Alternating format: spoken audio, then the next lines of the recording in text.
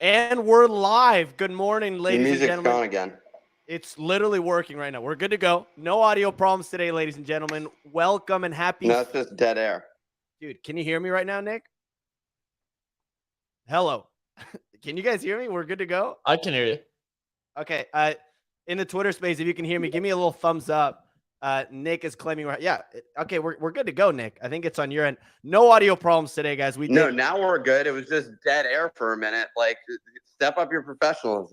Okay. We're not. Here we go. We're gonna get this show on the road. Happy Friday, ladies and gentlemen. Now it's dead air again. We have Kix with us today for a very, very special episode. He's tuning in from literally nothing. Kix, are you in? What are we working with here? Are you in Tallahassee? I'm trying to figure out where you are currently. I'm down south. I'm down south. You look good. I like the little headphones. This audio is not playing on Twitter right now. I just want you to know that, Clemente. I heard it on Twitter. You can hear this right now? I mean, I threw my phone across the it is working on Twitter. Furniture. I'm getting thumbs up from people. Apparently my Twitter is completely busted. Yeah, it's working on Twitter. Okay, guys, it's working on Twitter right now. Phenomenal. Okay, cool. Easy. Are you moved? Is this the new place we're seeing right now? Is this a little new setup? No, I'm moving in a few hours. I'm also on a hotspot because AT&T is the worst provider of all time and shut my Wi-Fi off 4 hours early. I'm having a great day. Easy. If I could give you just a quick piece of unsolicited advice, that chair you're in, that's not good for your lower back. You need to upgrade that shit when you move into your new place. I got a lower back pillow attached to the chair. It works phenomenally. Kix, what about this bench you're sitting on? Is that good for your lower back? Terrible. I'm going to be feeling this for weeks. I have a little bit of a pinched disc in my lower left back, and it's already aggravated. I love that the headset you're rocking too. That's going to be that's a little professional setup we got here. Nick, real quick, I have a haircut request for you next time you go to the barber for your haircut. This has to be one of the best haircuts I've seen in recent years. We got NFT Stats rocking the block. What is it, a little chromey squiggle action? Nick, would you ever get this haircut? Not by choice. I would say. I mean, I'm always willing to do something extreme. Like if it was for a bet, maybe. I mean, I don't spend a lot of time outside. It's actually after watching a documentary last night on longevity, I realized that this is actually a major problem for me, and I need to get outside and tend to the garden. You know, like they do in Okinawa. What was the documentary about longevity? The more time you spend outside, the better it is for you. Well, instead, it was a gentleman that went to a place that he calls blue zones. And essentially what he did was monitor the causes of high densities of centurions, those who are living 100 years or longer. And he found different spots. And it was interesting because in a lot of places like El Salvador was one, there was one town in El Salvador that had a high level of centurions. And it didn't correlate with wealth. It actually more had to do with their lifestyle. And there were basically 3 ingredients that they had. They were a pretty poor town. It was beans, corn, and I'm blanking on the 3rd ingredient there. Oh, it was like sweet potatoes or something like that. And so just having those 3 things combined, were able to actually produce high levels of protein as well. They didn't need actual meat in order to accomplish that. I've read that book. I remember one of the zones was Sardinia, and my takeaway was that you get to drink wine every day because that's what they do down there. So I was really happy with that. Red wine, apparently. And I think in the Sardinia example as well, that community would do a lot of manual work. So the older they became, they would still continue to go outside, and instead of hiring someone, for example, to paint their fences, you'd have these like 90-year-old men painting their fences like on the inside and on the outside. And it was this daily work, good diet, don't forget the wine, which was keeping them up until 100 and plus. And then I think, Nick, isn't it like somewhere in North America. There's 7 zones, and I remember there was somewhere in North America, Japan. You mentioned El Salvador, but basically it was just a diet of less Singapore was meat. one. Singapore, yeah, less meat, stay active, Well, stay outside. What else? Well, Whole Foods was the main thing. So you're not having high sugar. There was one area where they replaced sugar with just raw honey where they were producing it. But the other thing I realized is that my life has no meaning at all. Right now, everything in the NFT space has nothing. Like, what the hell are we doing? People, like, Meaning's what? an illusion, Nick. Meaning's an illusion. You can find purpose in anything in life. But definitely trading NFTs is not good for your health. For sure. That like 2021, 2022, you ain't making it to 100 if you traded NFTs during there. You already you're like 94 at best. Like that's even if you just go straight, if you do what Ben did in The Big Short and, went from trading commodities to like, growing vegetables with his own poop. Like you got to do that just to make it to the 90s. If you're trading NFTs in 2021, 2022, you put some miles on the tank. Well, the guy in El Salvador was pretty inspiring. He was 100 years old and was going horseback riding every day. And this guy was as agile as you can find him. He was out dancing. He was hitting on some chicks at the dance floor. It was entertaining to observe, and he was very active. And so basically he works every day from 6 in the morning till 10, and then that's it. Then he like goes out, he like chills it, sleeps on the hammock, just enjoys life. Goes Hammocks. That's clutch for long life. Hammocks. Yeah, I think the hammock was the key ingredient to longevity, they said there. But I look at the stuff like Brian Johnson, who is getting all this like manufactured stuff for his like lifespan, and the amount of like vitamins and pills that he takes each day for extending his life. But his goal is different. It's not only to extend life, but it's also to reverse aging, which I'm not sure if you're reversing aging if you're drinking wine every day. So I feel like he's going in like 2 different directions. Like he's going like trying to like not die and go backwards, whilst everyone else is just going towards death. They're not trying to reverse. Fun fact, the movie Prometheus, remember the guy's trying to live forever and he goes back to the aliens where they were founded from, and then the aliens try to kill all the humans. It was a deleted scene, but the alien basically says like, you guys are trying to cheat death, so that's why we're coming back to kill you all. So just fun fact. Well, and they were anti-longevity. Those were anti-longevity aliens. They believed in the cycle of life. So how humans were created is one of the Prometheus aliens landed on Earth, drank some black liquid, sacrificed themselves. They fell into the water, and their DNA cells propagated life on Earth, which eventually became us. So we started from their sacrifice, their cycle of life. So by the guy trying to cheat death and coming back to the aliens and finding the secret of life, actually and it irritated them, and they said, now we're going to come kill you all because you don't respect the cycle of life. And also you killed Jesus. That was in one of the early scripts. What?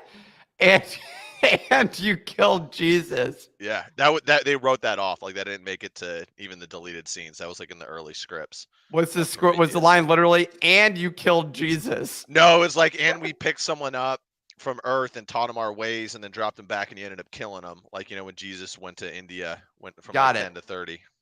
Okay, so they're saying that Jesus. Well, this is all very fascinating. Nick, we are in the meantime, we are getting some comments on your hairdo this morning. People are asking if your girlfriend did it and that you look like you woke up outside a casino this morning. What do you have to respond to that? I think you look phenomenal, by the way. I think you look great. She wasn't here last night. I got 100 sleep score last night. Brian Johnson would be proud. Is that the first time? No, I think I did it one other time. This app is not perfect. I think I would need a like a wearable, the thing that goes on the chest in order to identify that. But no, I did it myself. I feel like it's got kind of that Elvis look to it. So I think you look good. Yeah, Kix, what do you think of this hairdo here? You also style your hair with this little curl sometimes as well. Yeah, I'm actually I've gotten the same haircut for about 4.5 years, and I'm in a transition right now. Essentially, I'm trying to keep it less short on the. I'm trying to blend it all together so that when I don't gel it up, it naturally looks a little bit more chill. So, and I have a big cowlick in the back, so this is a tough job. It's gonna take a couple of haircuts to get it in there. Kind of more like your haircut, where it's not like a one on the side. Kind of blends in. You got a nice blend in going on there. Yep, great blend in. So that's what I'm working towards. I'd actually get a fade. I need to get a new haircut. Real quick, Nick, on the 100 sleep score. So I went to bed. I was trying to get 9 hours of sleep last night. But Thursday night, I look out, the Lower East Side people are absolutely out of their minds. I don't know if they don't have a job or whatever it is, but I got woken up to, I think it was a band that was doing a little drum solo right outside my apartment at 2 a.m. That's I go out living there. in Lower East Side. You went outside? No, I just looked out my window, and I kid you not, it was a twerk off or something going in the back with drums playing. It was absurd. I'm trying to get sleep, and they are just playing out of their minds. So yeah, that's a con of living in the Lower East Side. Earplugs. I use them. I would never be able to live in that neighborhood, but that's also because I'm incredibly sensitive. I'm also a very emotional person, very sensitive to the needs of my partners. All right. Well, that's we're gonna get started with the show today, ladies and gentlemen. We're gonna talk about the Bitcoin ETF delay and what to expect in October when it comes around again. The current state of affairs at Binance, seeing that another person has resigned, and if those uncertainties are going to continue. And Kix, we're going to put you on the hot seat, and we're going to ask you what you're watching for in September, along with a various different lines of questioning. But the first part of that is putting you on for the weather report. So whenever you are ready, fire away. I don't have my roadcaster here, but dun dun dun dun. Dun, dun, dun, dun, dun, dun, dun, dun, dun. Hey everybody, today's Friday, September 1st. In NFT world, we got market volume coming in at $9.7 million. That's Blur at 4.3, OpenSea at 2.8. We're seeing that gap tighten after a lot of Blur farmers got out of the game.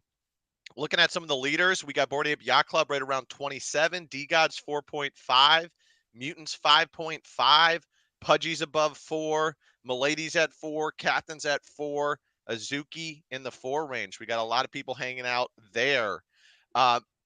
Meme Land Captains was the winner of the week, up 20% to 4.1, as the Whales Generals Trade and 60 Fund.eth each swept 20 plus new captains and potatoes. Just as CloneX floor price was gaining momentum, a farmer dumped 100 plus clones into Blur Blitz, completely stumping its gains. They're still up 20% in the last week, but they were up a lot more before that dump. Over the past 24 hours, the SEC has postponed decisions on multiple ETF Bitcoin applications, citing the need for a longer period to evaluate these decisions. As a result, all of the gains that came from the Grayscale win were wiped out. Bitcoin and Ethereum down 4 to 5%. We got Rec League's founders box claim for Coda holders that went live last night, containing a fully built mecha that can be used to play in the Rec League game. The NFTs are locked from trading. You got to win 3 matches to be able to dump that floor. After losing $150,000 to a computer hack 9 months ago, NFT God shared that he was able to partially recover the funds thanks to the security team at Binance. Everyone, I think we can give the security team at Binance a round of applause. I think they're doing a job. That's really awesome. Leon Fung, the head of Asia Pacific at Binance, has announced his resignation amidst growing regulatory scrutiny and uncertainty for the world's largest crypto exchange. That's it for the weather report. Back to you in the studio. We were actually discussing. Oh, sorry. Go ahead, Nick. I was going to say we were discussing that with NFT God at dinner the other night, and he was like, I'm not sure if I'm going to tweet about it. I'm like, bro, that tweet's going to do really well. Like, that's going to do numbers. I'm like, just shout out to the Binance people for tracking down my money. His twist on it was an interesting twist. It made me stronger it gave me more life longevity. Like there were a lot of claims that were made as a result of the Binance team hunting down that money. But it's actually, regardless, it's quite impressive that Binance ended up capturing that money and sending him a portion. Like that's insane. I don't know of many examples of that. So yeah, that's pretty crazy. I didn't even know it was possible. Yeah, Nick, one of the things I'm asking myself is, and because NFT God's crushing, he gets like consistently gets like 1 million impressions on his tweet. I'm surprised his name is still NFT God. Now that you've kind of gone mainstream, you got Elon in your DMs. So I had a conversation with him about that as well. I'm going to speak for him apparently since he's not here. So what he was saying is there's a lot of people that do the sort of genre of content that NFT God creates, which is essentially Twitter improvement.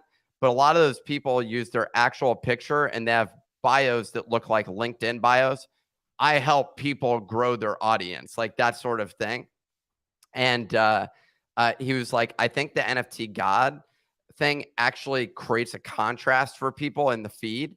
And it results in more engagement, was what he was saying. So he's like, I'm not changing the name. And if you want me to change the name, he said, you can go take a hike. That's interesting. Yeah, I think, I'm looking at his bio right now. It's, I promise I'm cool despite the name. So he's taking a little bit of a less serious approach than, I've seen all these other self-development guys, and they all post the same kind of stuff. He's crushing it though. Shout out to NFT God. We're going to move on to the weather report. Don't subscribe. Wait, sign up at the weather report. Dun, dun, dun, dun, Hold on. dun, Here, dun. Clemente, let me The take newsletter. care of this one. All right, let me just that take would care be of it phenomenal. because you're over in Struggleville there, dude. It's all good though. I mean, it's because you live in the Lower East Side. Sam Spratt announced the 3 winners of the Monument game, each able to trade their player edition NFT for a skull of Lucci. One of the winners purchased his observation from a finalist for 9.9 WETH, with his bet that it could be selected paying off. That sounds like an interesting bet. Rafiq Anadol's, that's, you've got a lot of money when you're placing random bets on whether your skull of Lucci is selected. Rafiq Anadol's machine hallucinations. Sorry, what? The pronunciation is Lucy. It's not Lucci. It's Lucci, okay? It's Lucy. All right, tomato. It's not tomato. Pierre's been coming at me for weeks about this. I actually had to go back into Sam Spratt's Twitter account, and I found it. He says, it's not Lucci, like the Italian. It's Lucy. There you go. Well, Lucci sounds better, the so I'm issue going is to stick he with spelt it wrong. That's not on you, Nick. He spelt it wrong. Yeah. Well, he spelt it wrong. Exactly. Whoever spelt it, dealt it. That's what they say. Rafiq Anadol's machine hallucinations will be displayed on Las Vegas Exosphere, the 580,000 programmable LED display for 4 months starting today. Wowzers. There we go. Rafiq with the W and Las Vegas with the W. It's interesting how much development they put into a city that'll be dead in a few years because they have no water.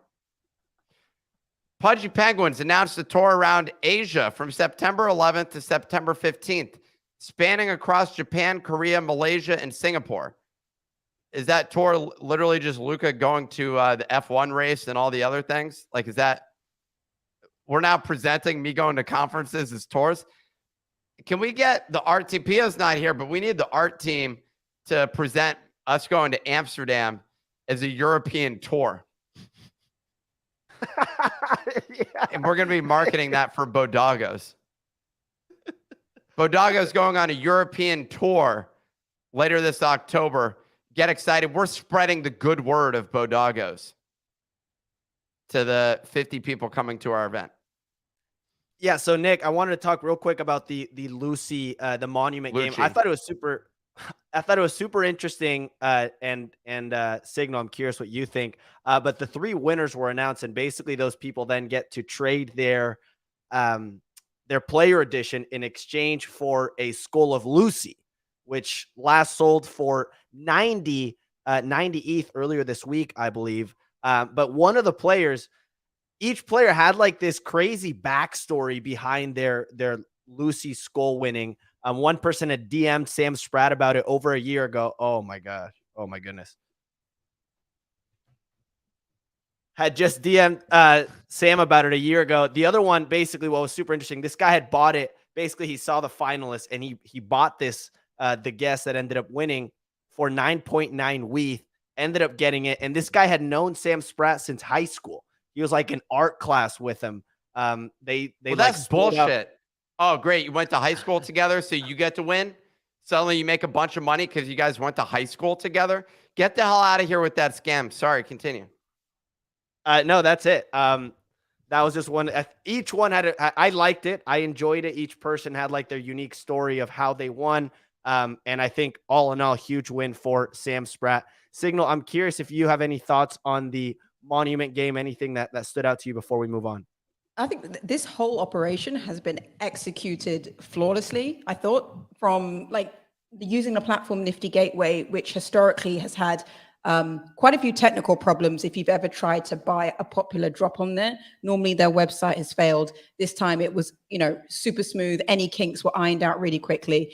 The idea of the Monument Games is probably one of the most original ideas I've seen in the last 2-3 years in the space. I love how he connects every participant, himself as the artist, the collector, the people who are not collecting and just spectating. And then you have this sort of future speculation of what could potentially happen to this piece, given like Sam's track record as well. I feel sorry for the guy who ended up selling his piece. I read all three, and by far I thought his was amazing. And it was also like the level of quality of the words and the work and whatever you want to call it, the poetry, the 150 characters that people were limited to, what they were able to put inside that piece. I was really astonished at how much thought people put into it. And I think, look, if we can see like more of this type of like real engagement, like to bring for artists to bring their communities together in a really original way, which involves people, involves the community, but also makes people outside of the community curious about that artist and what's happening there. I think it plays really strongly into both the artists and the collectors, and it attracts new people into the ecosystem. So this has been one of the best drops in the last 3 years, I think. And also the floor price has remained incredibly high. So anyone who minted this for, I think it was 3.3 ETH, we saw sales as high as 6, 7 and more. And obviously the possibility of winning one of the Skulls of Lucy. Absolute cook. Incredible. I can't wait to see what the next season looks like for Sam and the collectors and the council as well. I wanted to quickly point out that the YouTube commenters said that that my saying of it was wrong because it's spelled like Lucifer, which is for many of those that know, Lucifer is what the devil is, and that's how you say Lucifer. So, I know, but there's actually a tweet I shared from Sam in Slack. You just said I know. You just acknowed me saying that's how you say Lucifer. No, that's not how you say. No, you say Lucifer. You say Lucifer. You don't say Lucifer. But just so we could put a nail in the coffin, this tweet is from Sam, and he explains it's Lucy, not Lucci. So everyone knows it's the skull of Lucy. Unless you guys have friends called Lucy and you've been like that asshole calling them Lucci since kindergarten. I don't know. I've been calling my friend Lucy. Don't know about you guys. Yeah, Kix, any last thoughts on I've never gotten your take on the whole Lucy, the game, and Sam Spratt. I'm not sure if you follow that along recently, but it's pretty much been this and Rafiq Anadol's wins of, I'm not going to butcher it, but that drop as well. Those two have been pretty much the winners of the week the last 2 weeks. The player edition is at a 6 ETH floor, and last time I checked, Rafiq Anadol's edition was at over a 6 ETH floor. Yeah, I mean, I've been following from the sidelines on what Sam's been doing. It seems really cool. I follow people like, Deez and Andy and stuff like that, and they all got into the council pretty early on. Seems like he's a pretty incredible artist, and I really like the gamification of it. I'm kicking myself for that wins of whatever that Rafiq did, because I think he did like a display of it somewhere, like a physical installation. before like the mint went live or before it actually blew up, and I thought it looked so cool. Like I absolutely loved it. I just didn't know it was actually coming out as an NFT, but I'm not surprised that it did so well because I think it's like from a generative art perspective, it's a really cool piece. And it still is yet to, so it's Winds of Yawanawa. So just to make sure we're getting the pronunciation on that correctly, and it's holding a 7.5 ETH floor still. It is revealing at the end of September. I was talking to Noah Meat Sauce about it, and he was basically saying that this potentially is getting overvalued compared to other collections that Rafiq Anadol has dropped. So it is interesting to get his perspective, someone who I is think the very, people saying that are people that own his other collections. that might be the case. That might be the case. Noah Meat Sauce might have something to say about that. Anything else, Nick, before we move on Winds of Yawanawa or Sam Spratt's Player Edition and the Monument game before we move on? Clemente, no. Cool. Okay. Kix, I want to get your take before we jump into the Bitcoin ETF. I am curious. I'm going to put you on the hot seat a little bit on what you're watching for here in September. The September 1st, Labor Day weekend's ending. People are going to be going back to school. Things should start kicking back up as people come out of vacation. I am curious what you're watching for. Yesterday, we saw the Otherside Legends of the Mara. The beta is going to be coming out in September. I know you also have your Midnight Heist game. I believe that's coming out soon. So I'm just curious what's going on in Kix's world, what you're currently watching for. Yeah, I'm definitely excited for Legends of Mara. Heavy metal, it's I don't know, it got way too grindy on the tile side of the game, and I saw some previews of like the dungeon crawling part. I'm just not sure it's my type, but I'm really curious to see like specifically how Legends of Mara is going to be from like a playability standpoint, like whether it's going to be kind of like a Civilization RTS kind of game or like a Clash of Clans kind of game where you're, building up your base on your land or whatever. But I have some of the vessels. I think I'm down pretty bad on those, but I'm excited to play it, and just see if it's like more of my style of the game. But apparently, like, the studio behind it is pretty solid. So definitely looking forward to that drop for sure. As you said, just general market things, coming on the other side of Labor Day weekend, it'll be interesting to see how NFTs have done. We've gotten a nice little relief bounce here. It'll be interesting to see what happens in September. I think potentially we'll get more of a pop the colder it gets. NFTs generally the past 2 years have had a pretty big run in early January. So we'll have to see how Q4 plays out. And then yeah, with Midnight Heist, we're doing a play test starting on Tuesday, so the day after Labor Day weekend. And basically like 100 people are going to come and play test out the game and compete over 10K. So it should be fun. Damn. It'll be the first time getting the game into the hands of people playing outside of the team. So really looking forward to it. Yeah, and real quick on the other side point of view, you mentioned the studio that they're working with. I wasn't familiar with these people. So if you happen to know about this, Faraway GG is what we're looking at here, I believe, is the studio, the publisher that they're working with. Is this just for Legends of the Mara? And I believe they said they're working on an expansion in Unity. Do you know anything else you can tell us, especially to someone that doesn't know as much about this world? Yeah, definitely. Yeah, so I think like Yuga's strategy has been that they have different studios like working on different games like separately. It's kind of like a publisher approach, which is definitely very interesting, and it means that like not all of the games are going to have the same style or the same feel because they have a different team behind it, right? And potentially different artists behind it. I think it's a good strategy because it lets them get a lot of different looks and kind of figure out what the market likes, what types of games that they like. But yeah, they seem like a pretty solid studio. And yeah, so the whole Unity thing, I'm just speculating, but I'm guessing that maybe the game originally is going to be a web browser based game. But then they want to port some of it into Unity because with Unity you can get like richer gameplay feel and graphics and stuff like that. So we're using Unity for Midnight Heist as well. It's a really good platform. It makes it essentially easy to like develop the visuals for games. Easy may not be the best word, but the tooling is much better. You know, it's easier to get these things up and running in using Unity than, you know, trying to build your own game engine. So yeah, well, I'm not sure if they're going to come out hand in hand. They may like release a web browser game first and then have like a Unity experience later. But yeah. Got it. Got it. Good to know. Speaking of easy, Otherside Vessels are up 14% over the last week. It's still sitting at a 0.170 floor, so not very notable.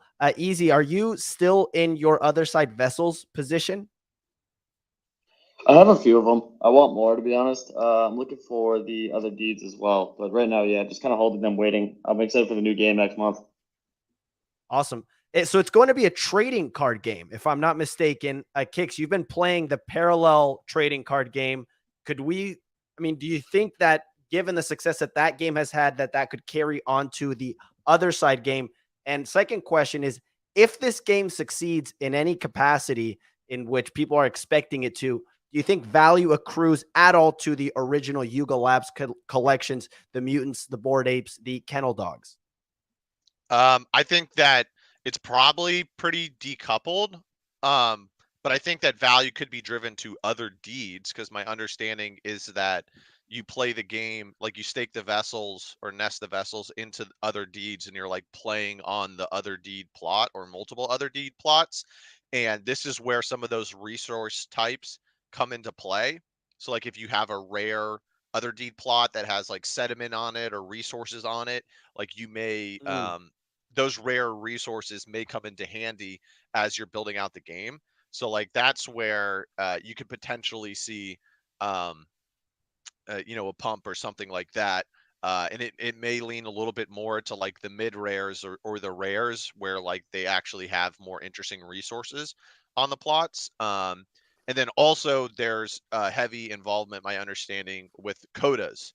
So codas potentially could see some action as well, depending on how they're integrated into the game. Got it. Interesting.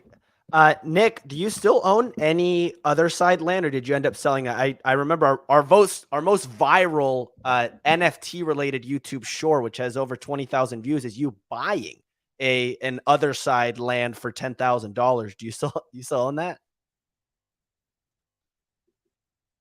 For $10,000, is that how much I spent on it? God damn it. Well, that just sounds stupid. Was that the vagina looking one? I don't know. I remember when you bought that. That was an epic day. But hey, don't worry about your losses on it, because I was just looking through the spreadsheet on my 2022 transactions, and I made the mistake of sorting it from December 31st when I was doing tax loss harvesting. And the first 6 NFTs I sold, I lost $5,000 on them combined. Wow, that's ridiculous. Well, I'm looking back at the piece that I have here. I bought one for 2 ETH a year ago, and it's not clear what it currently is priced at. It looks like the floor is around 0.8, so I'm down 1.2 ETH. But I wanted to have a piece of land, so I'm still holding on to it. This is a mutant piece of land. It's not a bored ape piece of land, but and it looks pretty nice. So I'm still holding on here. So it was, yeah, just to clarify, it was $3,300. It was buying Metaverse land accidentally. It crushed on YouTube Shorts. Well done, Nick. I didn't accidentally buy that land. Like, to be clear, it wasn't like, oh, I accidentally went through 16 clicks to purchase that land. But I like that title. How'd that happen? It was a good clickbait title that was very effective in getting people to click and watch the video. That's like something you tell your wife. You're like, I accidentally spent $5,000. I don't know how that happened. And she's like, what the hell? And I'm like, an error with the mouse. There was an error with the mouse. Just made that mistake. Mistakes were made with the mouse I control. Is that what you tell your wife? No, dude. I don't tell her anything about this. Every once in a while, she'll be like, we should sell this thing before it goes to 0. And I'm just like, nah, it'll come back. Bunny sent out a tweet last night that goes, my wife told me she was interested in buying NFTs, so I sent her a wallet drainer. It's the best way to get her accustomed to the ecosystem. Just rugging her. All right. I want to move Bored on Ape to floor has moved though. We've definitely seen action on that front. So it's pretty nice to see the Bored Apes recover from a low of 22, 23, all the way back up to 29. So looking pretty solid there. Actually, I don't know if 29 is a fair thing. It's actually 27. Stupid for selling. I bet you feel pretty stupid selling yours now, right? Now that they're back at 29. No, I sold it for over 2x what the current floor is. So it's nice. Bunny, was it that influencer that basically just shills a bunch of tokens to his followers? He sold at like the very bottom, did he not? He was selling the floors at like 23. The Pico bottom. He's been claiming on the timeline though that he bought 2 more at the bottom. So I don't know. I gotta check the Ether scan, but I'm not gonna check it. So all right. I want to move on to the Bitcoin ETF. Easy. I want to throw it over to you. Everybody loves posting those tweets. It's like, yo, y'all were fading it. I was busy longing it. And look at the gains that I generated as a result. Best traders of all time, man. It's wild, dude. It's like right, everyone always has the perfect timing. Like, Yeah, okay. Yeah, there's like 2 transactions at the literal bottom, and there's like 9 people claiming that they ticked the bottom. Yeah. I mean, and like that person definitely got lucky and has also probably tried to catch the bottom a couple of other times when it just did not work out. Like I tried to do with my beans, and that did not end up working out. You know, you win some, you lose some. That is what they say. Easy. I want to talk all things Bitcoin ETF. Can I want to throw it over to you. They say. Easy. Can you catch us up to speed on what happened with the Bitcoin ETF decision being postponed? They're postponed, Clemente. This is like an easy strike. Like yesterday, he did the same thing. What else happened? Catch us up to speed. Well, Clemente, they're not going live. Back to you in the studio. I think what they said about the ETF is you win some, you lose some. That's what I heard. They said you win some, you lose some, and these ones are lost. But no, I mean, basically the short answer is they are delayed. There's no actual specifications as to why, just that they're delaying the decision. It seems like the most recent Grayscale lawsuit, however, was a win and does set some level of precedent for the Bitcoin ETF. So it's a matter of when, not if. You now have a variety of financial analysts saying that they increased all their ratings of when it's going to get approved. So they're now saying 75% chance in the fall, 95% chance next year. So it's just a matter of when. But we're clearly seeing a lot of sell pressure with the hopes that the market was going to accept them this Friday, immediately after the Grayscale news, which I said previously too. Like I thought that it was basically the market was going to hinge on that decision. So right now we are just kind of in limbo, anxiously waiting to see what next news is going to break. I think we do see some sell pressure, but it's not going to surprise me if we just see Bitcoin chop between 22 and 28K for like the rest of the year. Like a pretty 6K range, extended range for a little bit of time. This is the dumbest trade ever that people are just like, oh, damn, the news went through. They didn't get approved yet. And suddenly the market dumps 5%. Yeah, and they slam the button, slam the sell. That seems ridiculous. I'm not surprised, though. Like, what were you going to say? I was just saying, I'm not surprised because like they believed that the Grayscale news was going to front run the BlackRock news, which was supposed to come out today. And at 4 p.m., like basically market closed yesterday, they said the BlackRock news was delayed. But the BlackRock news to me was going to be delayed as soon as the earlier news of Wisdom Tree, Valkyrie, and a few other Fidelity's ETFs all got delayed as well. I think it's going to be an all or nothing approach where once one gets approved, they all do. And if one gets delayed, they all will. Got it. Great analysis there, Easy. Thank you so much for finally giving us something to work with there. I was about to interrogate you. Kicks, anything you want to add on here before we move on? Anything Bitcoin related, crypto? What have you been paying attention to recently? Yeah, I'm just holding, man. I'm trying to get to that long-term capital gains, where when we end up having ETH above $2,000, I can sell it and pay way less in taxes. So I'm just sitting here and holding. I agree with Easy. I think it's very possible we just chop in a range, bleed a little bit, pump a little bit.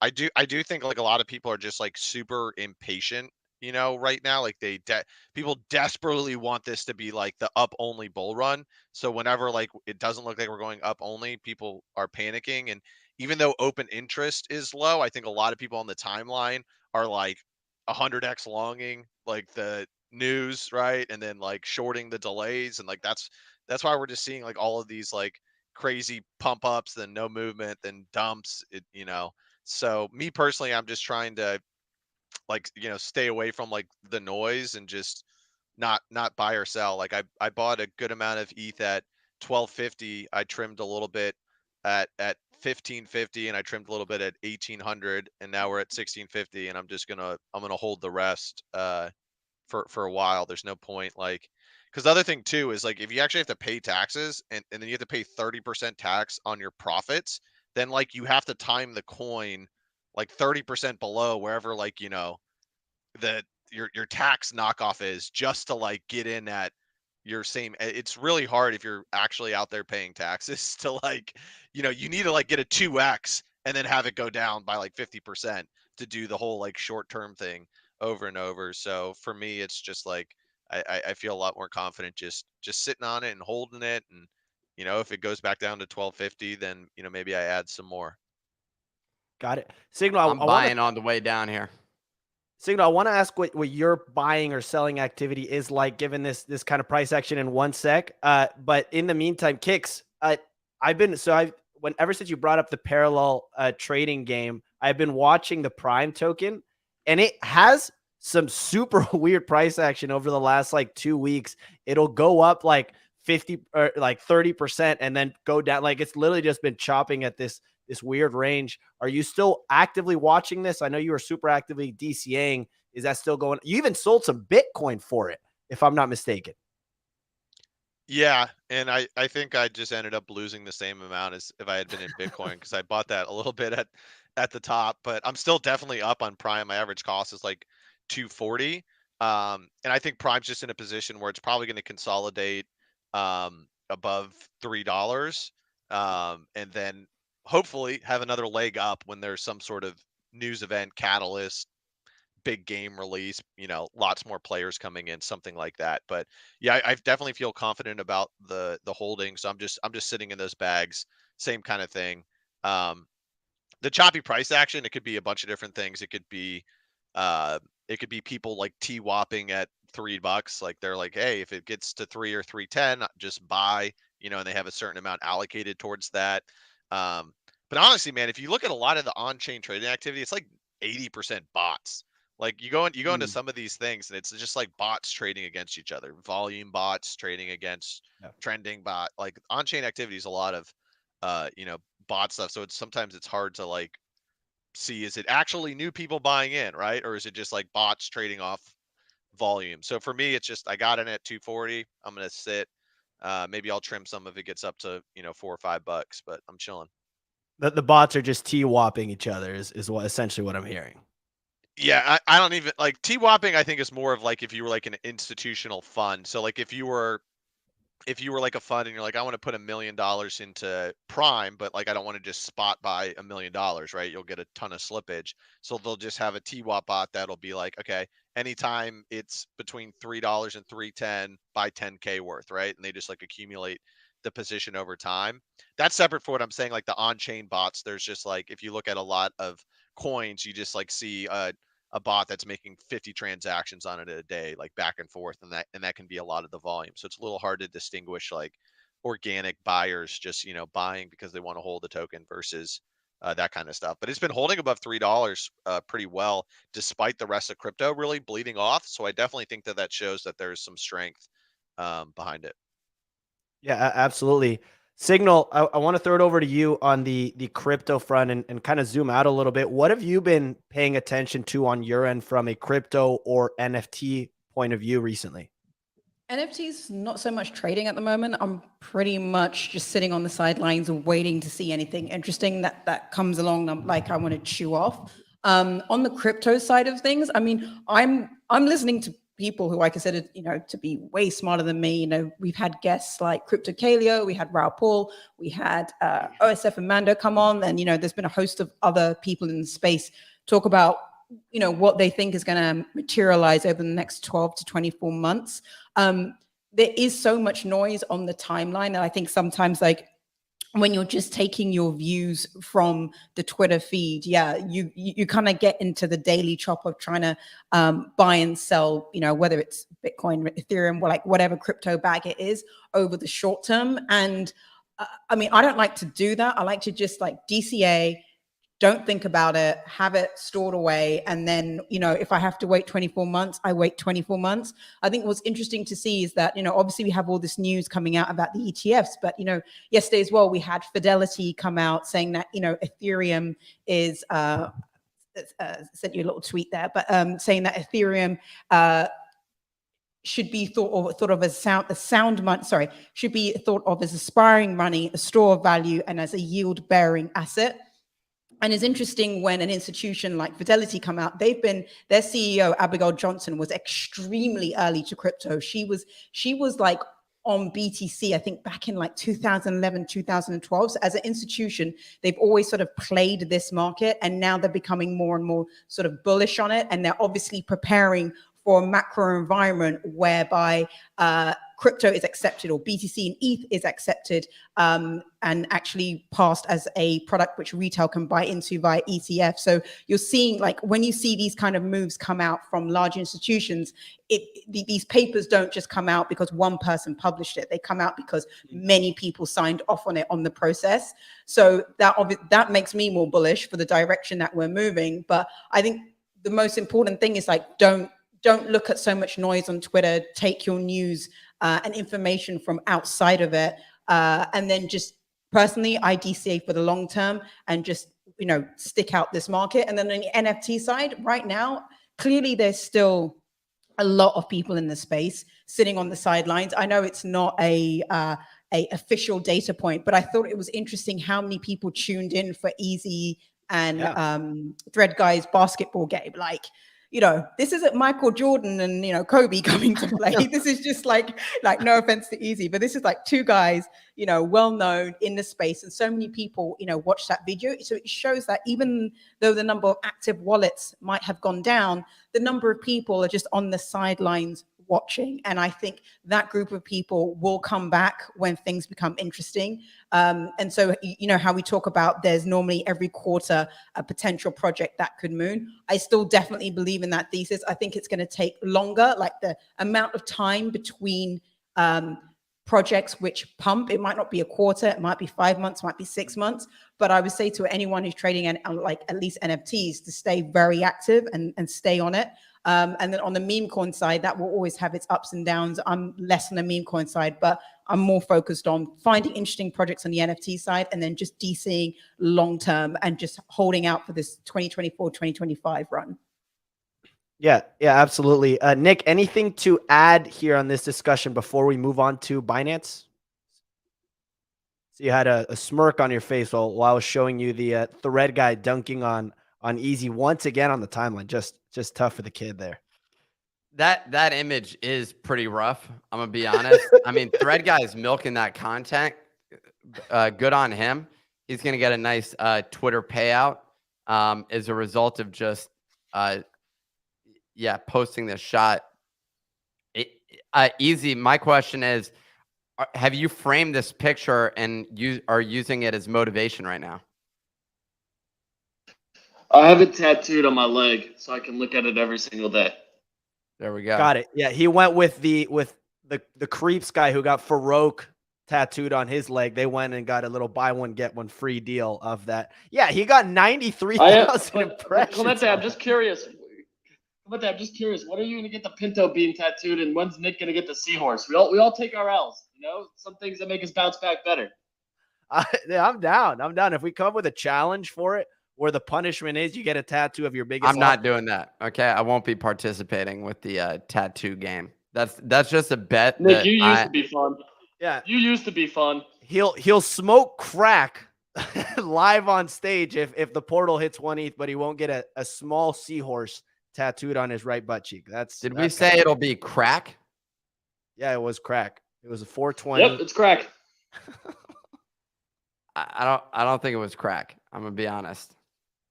Nope. You're smoking crack. Can't get out of it now. Smoking crack live on the YouTube stream. If portals hit 1 ETH, you heard that once, and we'll say it again we have until 420 to do that. Bunny, you have your hand raised. What's going on? Yeah, from my professional experience, you have to smoke crack first for the portal to go to 1 ETH. Like that's how Harry Potter, Obama, Sonic 10, Inu did it. I think there was another one too. So you got to do the crack first, Nick. That is how it works. That's the winning recipe.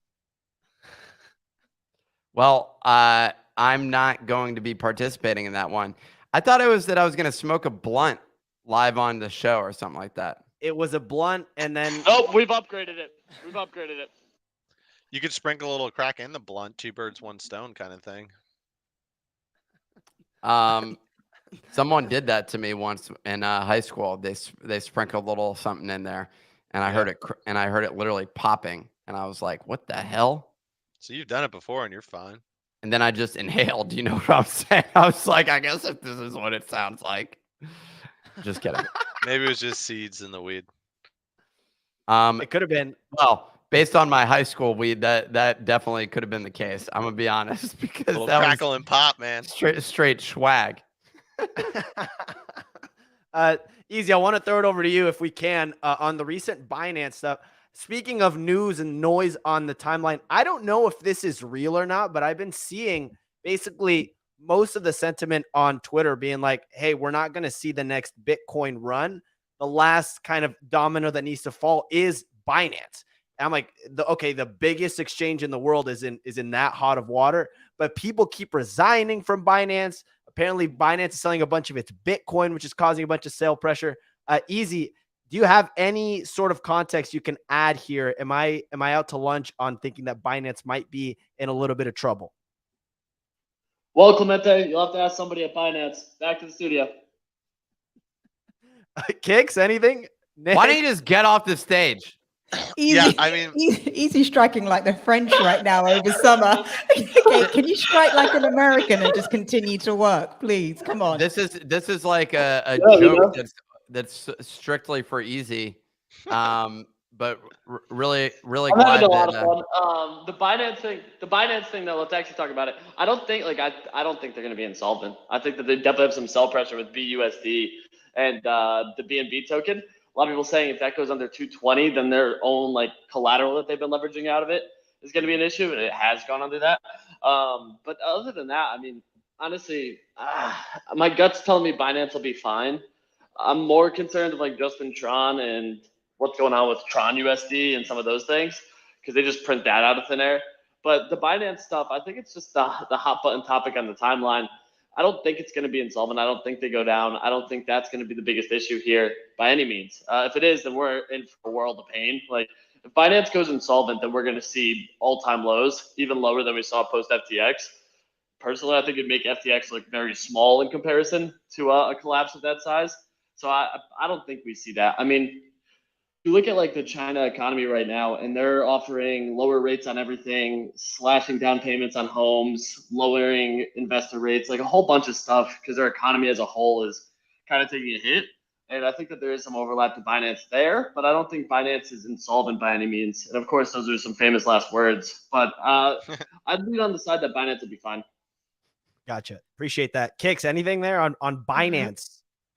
Yeah, I mean, I think if you truly believe that Binance is in trouble, obviously that would have pretty negative price pressure for your bags. You could just short BNB as a hedge. You know, if you felt like that was like a likely or like more than 50% outcome, you could just short some BNB, and then that could hedge out your long crypto, long Bitcoin. I'm sure there's a decent amount of people doing that. I mean, that was a massive trade on FTX. I remember when we were on the show, and FTX's I think it was FT. No, it may not have been FTX. Maybe it was FTX. I forget. It was one of. It was the same kind of setup. I think it was FTX, and it just dumped like 80%. So I mean, if you have 10x leverage in something like that, you're making 800% back. So I'm sure some people are hedging out that way. I mean, there definitely has to be some pressure on them, just with like how they've been kind of pressured out of the U.S. markets. But in terms of like executives leaving and stuff like that,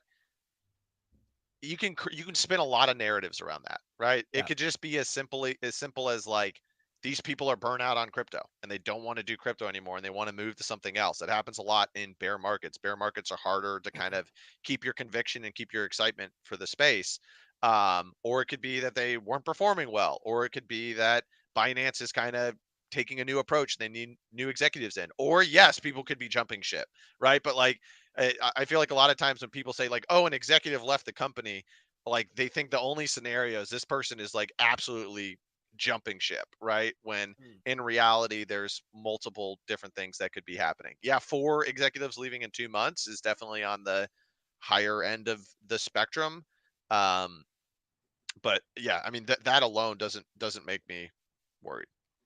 I don't think they're going to be dead, but I definitely think that they have a lot of risk exposure, and it seems like they got an excessive amount of risk that they took on, especially in the U.S. as well as other areas. And I think ultimately, like, they'll end up having to go through some sort of restructuring process to clean up what their exposure is. And I think also they'll need to like clean up for like future growth as well. But yeah, I think it'll just be like a restructure. I don't think Binance ends up in a place where it's just completely dead. I could see countries potentially blocking it or something like that. But usually, like, there's an SEC thing going on. Usually most of those things are the SEC is looking for like to settle it, because that ends up being a win for them, and to like prove something to a degree which causes a business to completely shutter is a pretty extreme scenario. So I don't think that we see that happening. But yeah, we'll see how this evolves. But I don't think Binance is just going to die. I don't think it's going to go the way of FTX unless they truly committed fraud the way that FTX did. And there's a chance that they're being fast with the accounts. There is a chance. They're cooking the books. They're cooking the books. Nick, real quick, why? Wait, hold on. They are. You just said that definitively. No, I was throwing an extra. Clip that. Nick, why? Can you explain to me why the SEC tries to go for a settlement in those cases? Well, as a lawyer who's watched, as somebody who's watched the TV show Suits, Clemente, which is just a great show for the first couple of seasons, it goes downhill after that because you get the same sort of whoa, don't spoil it. I'm over watching and it over right again. now. I literally am about to finish season 1. Okay, well, that's still a good point of it. Clemente, I'm not giving you a spoiler. I'm just telling you, here's You the way got a little the show crush works. on Donna Clemente? No, Rachel. She Anyways, marries classic. Prince Harry. Okay, In so real life. so both of these women are phenomenal, and I'd have a crush on both of them. But the thing that I was going to say is the show is them transitioning from one dramatic moment to the next. It's someone busting into an office, complaining about something. I mean, I'm surprised that no one in that show had a heart attack like during the plot line, because they are always at maximum stress level. The level of urgency and intensity associated with every single moment in that show is just at the highest level. They become a little bit softer as time goes on, Clemente. So there's your spoiler. But thanks for asking me, because as someone who's watched Suits, usually people want to settle. That's what you're aiming for in order to get the big bucks. And ultimately, people are trying to make names for themselves, and they're trying to do it as quickly as possible. So if Attorney General so-and-so is able to go and get a settlement with a large company for, $1 billion or millions of dollars, it looks good for them. And that's what everyone is in this for, is, as Suits told us, just to get their name on, you know, on the front of the firm. Like literally that's the plot line of Suits. It's everyone's just trying to get their name on the wall as part of the firm. How do I get named partner? And that's what everyone's pursuing inside of this world, the cutthroat world. And everybody is also willing to just do dirty shit, you know, go doing some digging to find out the demons that you have in your closet, Clemente. And that's why someone would be willing to settle with Binance. Got it. They're cooking the books, and they're trying to cook the books to find. Well, okay, look, there may be a world in which we want them as a sponsor in the future, Clemente, and this is that's why I'm just saying this may not be the way of accomplishing that. Yeah, I didn't even think about that. My mistake. They're not. Anyways, moving on. They're clearly completely upstanding individuals, is what you meant to say. Phenomenal. I would never slander the name of Binance or CZ. You know, would never do that. Before we close out the show, Kicks, I want to do one quick stock, get your feedback on it, because I was thinking about you this last week when Nvidia ripped to an all-time high. They're up 240% on the year. I'm like, dude, what the hell are they? They're just printing cash. They were calling them the cash cow of 2023 in a podcast I was listening to. Do you have any exposure to these guys? I'm curious if you think they're way overvalued or not. I do not. If I was a smarter trader, I probably would have. I instead bought Meta and made way less than if I had bought Nvidia. Poor you. Yeah, I mean, yeah, this is all, not all, but this is a lot of like AI related, right? Like they're making chips for all that, and I think they had some sort of crazy amount of chips, or like right now, I think Nvidia basically is not in a demand issue. They're in like a supply issue, right? Like it's just like, how many of these chips can we print and get out the door? I mean, I definitely think it's a high price now. It looks a lot better at the beginning of the year than like buying right now. That's expensive as hell. Their market cap is 1.2 trillion on annualized revenue of 26 billion. That's that last quarter, July 2023. They smashed, went from 7 billion in revenue to 13.5 billion in revenue, which makes me think that they resolved some of their supply chain issues. Sorry, that was accidentally showing up because of a keyboard shortcut. But that's the biggest story here, is like, if you just look at all of 2022, first half of 2023, they were just in Struggleville with growing revenue. Supply chain management issues fully resolved, and now they're able to sell into the demand.